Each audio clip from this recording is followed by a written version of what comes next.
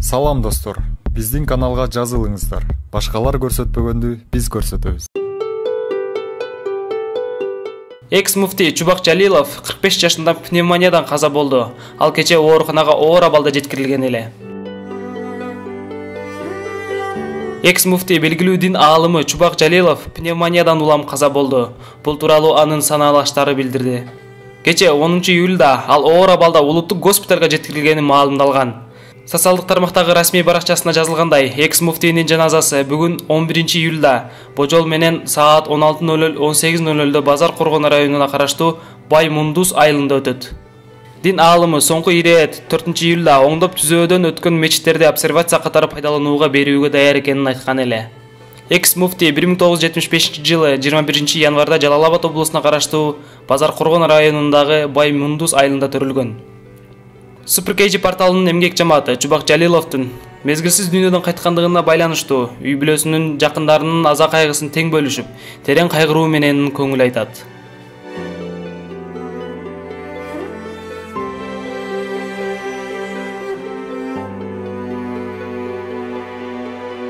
Бишкек шаарынын мусулмандар казысы Садырдин Мажитов каза болду.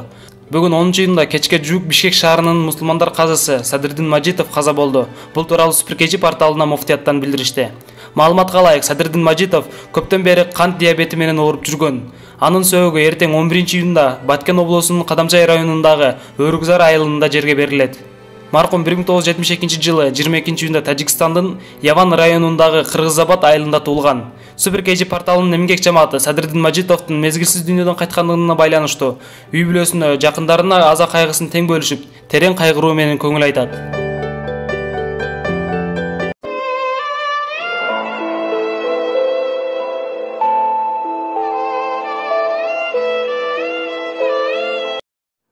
Ассаламу алейкум, урматтуу мусулмандар туугандар.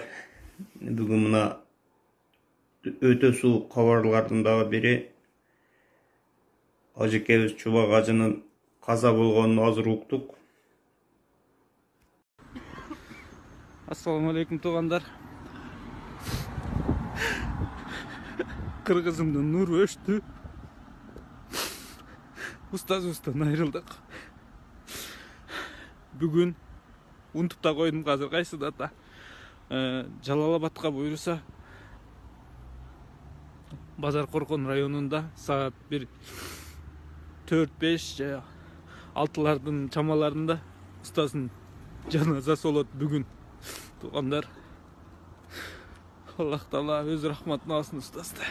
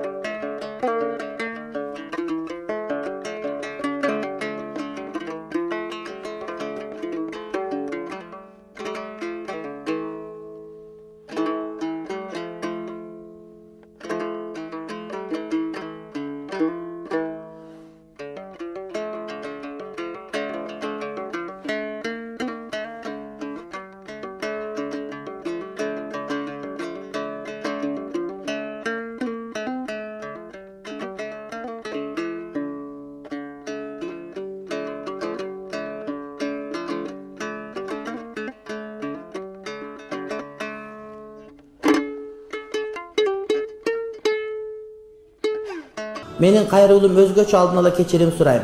Мен ата-энемди аябай жакшы көрөм. Алардын бактылуу болушун каалайм. Алар тирүү кезинде мени менен сыймыктанып калышса экен деген ниетим бар.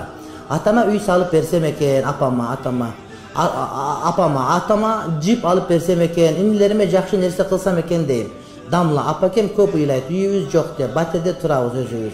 Мен тааныйм, Аллага шүгүр, мен наалыбайм, Аллага шүгүр, намазым бар, баары жетиштүү. Ушул апам бактылуу болсо, мага тирүү кезинде балам рахмат сага, ниетиме жеттим десе, атамын кубаныч көз жаштарын көрсөм экен дамыла. Аллага чек шүгүрлөр болсун, мен нааразы эмесмин, баары жетиштүү. Бирок апакемдин жүрөгү толсо экен. Сөздүн кыскасы. Ушунчадан сөздүн кыскасы бар. Сөздүн узуну да.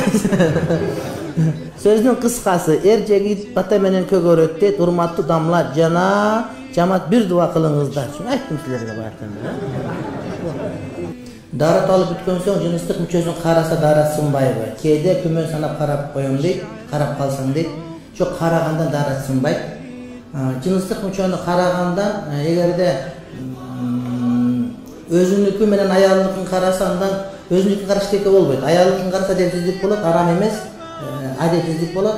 Ал эми башкалардын караган күнөө болот. Эгерде ошол мисалы үчүн аялынын бир тууган апасыныкын, кайненесиникин эгерде мындай бир шахват менен караган болсо, ортодо нике бузулат. Ушундай бар. Ошон үчүн кайнелерге өбүшө бербеш керек да, өбүшө өткөндөйлөр барган кучакташып сурашып ушинтип бир жолу эле подружка болуп алгандар бар, этият болуш керек. Адеп менен болуш керек да. Эртугрул деген сериалды көрсө болот, бирок сериал жашоонун маңызы болуп калбаш керек да.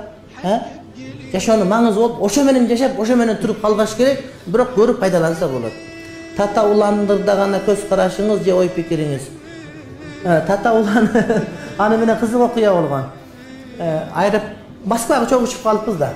Анан сүйлөшүп атат, үйүнү тааныш бир өзүм тааныбайм да. Сен ким элең десем күлөтчү. Тата уланмын дейт. Ал бетин тосуурдайт да.